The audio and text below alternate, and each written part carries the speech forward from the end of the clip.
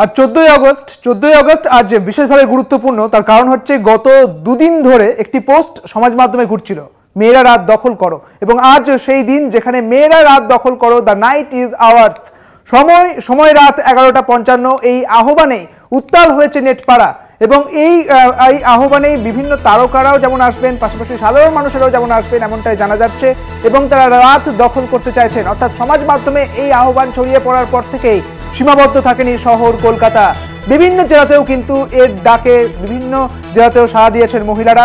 গোটা রাজ্যে এই মুহূর্তে এই পোস্ট কিন্তু ছড়িয়ে পড়েছে এবং তার তোড়জোড় চলছে এবং তার প্রস্তুতিও চলছে। আরজিকর হাসপাতালে মহিলা চিকিৎসকের মৃত্যুর ঘটনার বিচার চায় গোটা রাজ্য।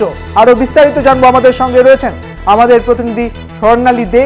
স্বর্ণালী, আজ যে পোস্ট, অর্থাৎ গত দুদিন ধরে যে পোস্ট দেখা গিয়েছিল যে রাত দখল করো, সেই পোস্টের ভিত্তিতে আজ সেই দিন অর্থাৎ 14ই আগস্ট, আজকেই কিন্তু সেই রাত দখলের যে কর্মসূচি সেটা চলবে। আর কোথায় কোথায় এই কর্মসূচি হচ্ছে কি জানতে পারছো? একেবারেই সুদীপ্ত, তুমি যেমনটা জানো, যে তুমি যেমনটা বলছিলে যে আরজিকর কাণ্ডের যে প্রতিবাদ, তার প্রতিবাদে কিন্তু এই যে 14ই আগস্টের মধ্যরাত কিন্তু দখল নেবেন নারীরা। এবং তুমি যে জিনিসটা জিজ্ঞেস করলে, যে আমরা কিন্তু প্রথমেই দেখেছি যে শহর কলকাতার নির্দিষ্ট একেবারে তিনটি যে জায়গা ঠিক করা হয়েছিল, অর্থাৎ কলেজ স্ট্রিট, যাদবপুর, সেই জায়গাগুলোতে কিন্তু এই যে আবেদনের কথা বলা হয়েছিল, যে যেখানে বলা হয়েছিল যে রাজ্যবাসী অর্থাৎ রাজ্যের যে মহিলারা তারা কিন্তু এই যে আরজিকর কাণ্ডের তার প্রতিবাদ দেখাবেন। কিন্তু তারপরে আমরা দেখেছি যে ফেসবুকের যে এক একটা পোস্ট, সেই পোস্ট কিন্তু ছড়িয়ে পড়ে বিভিন্ন যে ওয়ালে, রাজ্যবাসীর ওয়ালে, এবং তার পরবর্তীতেই বিভিন্ন যে মানুষজনেরা রয়েছেন তারাও কিন্তু যথেষ্ট ভালো মতোই সাড়া দিয়েছেন। তারা কিন্তু আজ যে 14ই আগস্টের মধ্যরাতে, আমরা জানি সুদীপ্ত, তুমিও নিশ্চয়ই অবশ্যই জানো যে 15ই আগস্ট অর্থাৎ স্বাধীনতার উদযাপনের দিন, সেই যে স্বাধীনতার কথা ঘোষণা করেছিলেন জওহরলাল নেহেরু। এবং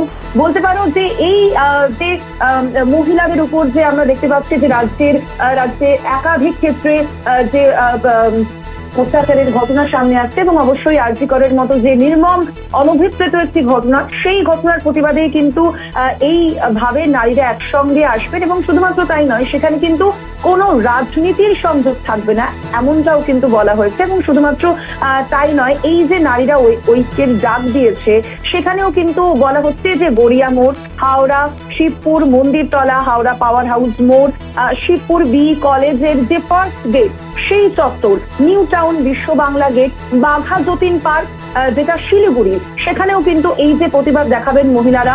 অন্যদিকে কোর্ট মোড়, শিলিগুড়ির যে কোর্ট মোড়, সেখানেও কিন্তু এই প্রতিবাদ দেখাবেন। শুধুমাত্র তাই নয়, অর্থাৎ বোঝাই যাচ্ছে সুদীপ্ত যে কলকাতা থেকে শুরু করে কিন্তু বিভিন্ন যে জেলা, সেই জেলার বিভিন্ন জায়গায় কিন্তু এই প্রতিবাদ দেখাবেন মহিলারা। তার পাশাপাশি দমদম, নবদ্বীপ, শ্যামনগর, উত্তর 24 পরগনার যে চৌরঙ্গি মোড়, সেখানেও কিন্তু এই প্রতিবাদ দেখাবেন। তার পাশাপাশি অবশ্যই কলেজ স্ট্রিট তো আছেই, এবং academy of fine arts, Jadavpur 8B, শিখির মোড়, সেখানেও কিন্তু এই প্রতিবাদে সরব হবেন মহিলারা। এবং যদিও তার পাশাপাশি তোমাকে জানিয়ে রাখি যে এই যে প্রতিবাদ, সেই প্রতিবাদের সঙ্গে কিন্তু একেবারেই রাজনীতির সংযোগ চাইছেন না রাজ্যের মহিলারা। যদিও সেখানে অবশ্যই আমরা নিশ্চয়ই দেখতে পাবো যে সমাজের যারা বৃদ্ধজনেরা রয়েছেন তারাও নিশ্চয়ই সেখানে থাকবেন, কারণ আমরা দেখেছি যে বিশিষ্ট যে অভিনেতা অভিনেত্রীরা থেকে শুরু করে যারা বিভিন্ন সমাজের যে বুদ্ধিজীবীরা রয়েছেন তারাও কিন্তু এই আন্দোলনকে সাপোর্ট করেছেন। যারা রাজনীতিবিদরা রয়েছেন, আমরা জানি যে সাংসদ সুখেন্দু শেখর, তিনিও কিন্তু এই যে মহিলাদের আন্দোলন, সেই আন্দোলনকে সাপোর্ট করবেন, সমর্থন করবেন, এমনটা জানিয়ে দিয়েছেন।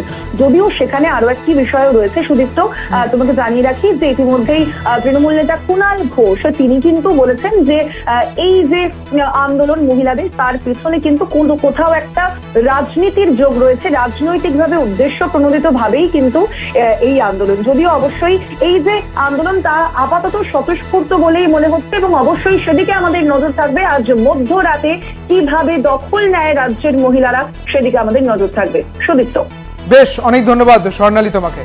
যেমনটা আপনারা জানলেন যে শুধুমাত্র কলকাতার 3টি জায়গা নয়, কলকাতা ছাড়াও রাজ্যের এবং বিভিন্ন জেলাতেও কিন্তু এই কর্মসূচি চলবে। আপনাদের জানিয়ে রাখি, রামপুরহাটেও কিন্তু এই কর্মসূচি চলবে এবং রাত ঘেরাও, মহিলাদের যে রাত ঘেরাও কর্মসূচি, তার দিকেই আমাদের নজর থাকবে আজ।